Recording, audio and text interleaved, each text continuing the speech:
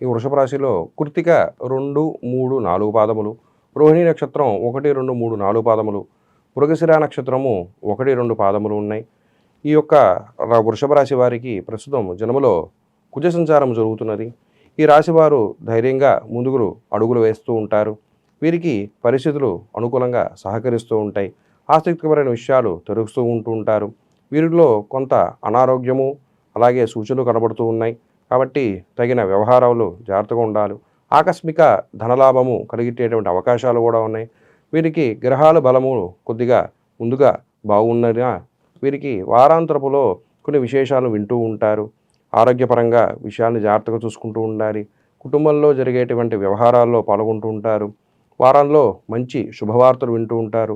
కుటుంబ పరిస్థితులు అనుకూలంగా ఉన్నాయి. భార్యాభర్తల మధ్య అనురాగం అది కూడా బాగుంటున్నది. అయితే కొద్దిగా సమన్వయంతో పాటించుకుంటూ ముందుకు వెళ్ళాల్సిన అవసరము. వీరు ఎక్కువ ఆరాధన చేసేటువంటి దేవుడు వచ్చేసరికి సుబ్రహ్మణ్యేశ్వర స్వామి. వీరికి నచ్చేటువంటి సంఖ్య 6వ సంఖ్య.